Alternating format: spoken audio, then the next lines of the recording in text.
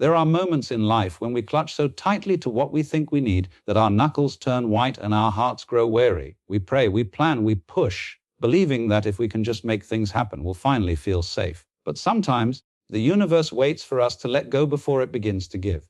This message is for the one who's tired of striving, for the dreamer who has done everything right and still feels empty, for the soul that wonders why the blessings seem delayed, or why the answers never come in the way you hoped they would. There is a tender truth that life tries to teach us again and again. Abundance begins where fear ends. As long as your heart is clenched by worry, it cannot receive what it's asking for. Fear builds walls, trust opens windows. The universe, God, creation, the living current that breathes through all things, moves freely through openness.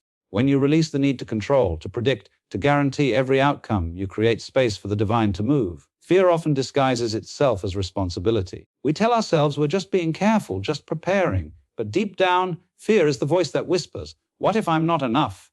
What if it doesn't work out? It is the ancient echo of separation, the feeling that you are alone in your struggle. Yet abundance is born in the very opposite place. It comes when you remember that you have never been separate from the source. The same energy that turns seeds into forests and whispers stars into existence is the same energy flowing through you. You are not an outsider to creation, you are part of it. Think of the lilies Jesus spoke of. They do not toil or spin, yet they are clothed in splendor. Their beauty is not a result of striving, it is the natural outcome of being rooted in trust. They do not fear tomorrow's rain or sunshine, they simply receive what comes. And in that surrender, they flourish. So much of our suffering comes from the illusion that we must earn what is already promised. We chase abundance as if it were hiding from us, when in truth, it's waiting for us to stop running. The moment you stop gripping life so tightly, your hands are finally free to receive. The end of fear is not the absence of challenge, it's the presence of faith. It's the quiet assurance that no matter what unfolds, you are held by something greater than your understanding.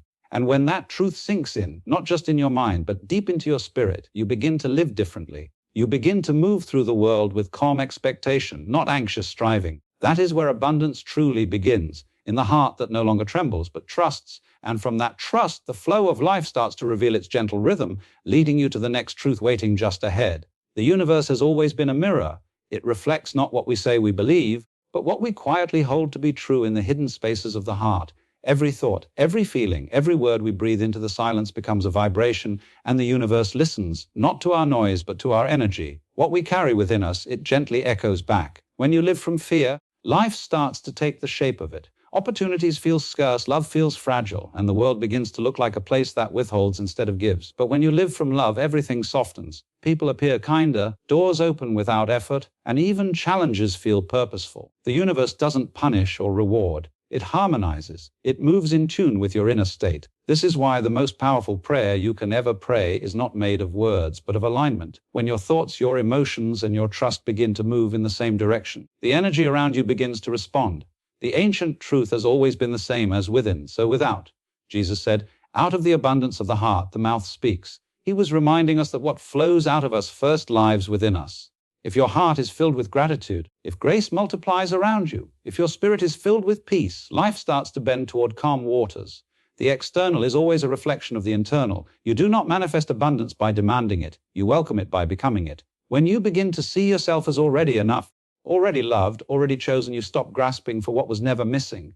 That's when the universe moves in your favor, not because you've earned it, but because you've finally come into harmony with what was always meant for you. It's not about forcing the world to give you more. It's about learning to rest in the truth that life has always been generous. When your soul radiates trust, the world mirrors back provision. When you carry peace, peace finds you. And as your heart grows lighter, as your faith deepens, you start to notice that life has always been whispering. Ere as you believe, so shall you receive. And that quiet recognition leads naturally into the next truth, the bridge that connects desire with its divine unfolding. There is a sacred space between what you asked for and when it arrives, a tender stretch of time where faith must do the heavy lifting. That space is not a void, it is the bridge between desire and manifestation. It's where heaven quietly tests the depth of your trust, not to deny you, but to refine you. Every dream, every prayer begins as a seed. You plant it through intention, through hope, through whispered words that rise into the unseen. But a seed does not sprout the moment it's planted. The earth must press it down, darkness must cover it, time must soften its shell before life can break through. So it is with your prayers. The waiting is not punishment, it is preparation. Faith is the water that keeps that seed alive. Even when you see nothing growing, faith keeps believing that something sacred is happening beneath the surface. It is the courage to keep showing up, to keep trusting, even when your hands are empty. This is the place where most hearts grow weary, where fear tries to whisper, "It's not working," but faith knows better. Faith listens deeper. Faith says, "Be still." The roots are forming. Scripture tells us that faith is the evidence of things not seen. It is not blind optimism, it is divine certainty. It's the quiet knowing that the same God who formed galaxies out of nothing is still shaping your future from the invisible. What you cannot see, He is still orchestrating with precision and care. Many of us want to skip the waiting, to hurry the process, to pull the seed from the soil just to check if it's growing. But growth happens in secret. The timing of your life is not delayed, it's divine. Every unanswered prayer, every paused promise is part of a greater rhythm that knows exactly when to bloom. When you walk by faith, you no longer fear the unseen. You begin to understand that the gap between asking and receiving is not emptiness, it's holy ground. And when you learn to love that place, to trust it, to rest in it, you begin to see that the bridge between desire and fulfillment is not made of time, it's made of faith. And once you cross that bridge, something beautiful begins to happen in the letting go. Letting go is one of the hardest lessons the soul must learn, yet it is the doorway through which all divine abundance enters. We spend so much of our lives trying to hold on to people, to plans, to outcomes we think we need. We cling because we fear that if we release our grip, everything will fall apart. But the deeper truth is that nothing real can ever be lost, and nothing lost was ever meant to stay. There is a sacred rhythm to life that only trust can hear. The more you let go, the more you discover that you were never in control to begin with. You were only invited to participate in a greater unfolding. It's not about giving up, it's about giving over. Handing your desires back to the source that gave them to you, and trusting that what is truly yours will find its way home. When you let go, you're not abandoning your dreams, you're releasing your attachment to how they must come to pass. You're saying, "I no longer need to know the when or the how, because I trust the who." That is faith in its purest form, the kind that surrenders control and finds peace in uncertainty. Scripture teaches that to gain life, one must first lose it. It's a paradox, but all of creation operates this way. The leaf must fall for the tree to rest. The seed must break open to become something new. Even the ocean releases its waves only to receive them back again. Letting go is not an ending, it is a rhythm, a sacred exchange between surrender and renewal. When you stop fighting to make everything happen, you begin to notice how naturally life flows on its own. Doors open without force. People arrive in divine timing. What once felt distant begins to draw near. The energy that was trapped in worry becomes the energy that welcomes miracles. To let go is to trust that the hands that hold the universe can surely hold your heart. It is to rest in the gentle, knowing that life is not against you. It is for you, always moving toward your highest good. And when you finally exhale and release what you've been gripping so tightly, you make room for something far greater to unfold, the kind of abundance that cannot be earned, only received. There is a quiet kind of strength that blooms in the heart that trusts, even when it cannot see. It does not come from force or certainty, but from the stillness that whispers, "It's safe to rest here." When life seems uncertain, when doors close and answers hide behind silence, there is a deeper rhythm moving beneath the surface, one that the restless mind cannot grasp, but the surrendered soul can feel. To trust the universe is not to escape responsibility or drift without direction. It is to walk forward with open hands, believing that the same intelligence that keeps the stars suspended will not forget to guide your steps. It is to live with a faith that sees beyond appearances, that looks at the chaos and says, "Even this has meaning." For everything in creation, from the rising of the sun to the falling of a leaf, operates under divine timing. Nothing is random, not even your waiting. In those seasons where you feel forgotten, remember that faith is not built in the light of clarity. It is refined in the shadows of uncertainty. You are being invited to trust, not because life has guaranteed outcomes, because trust itself transforms you.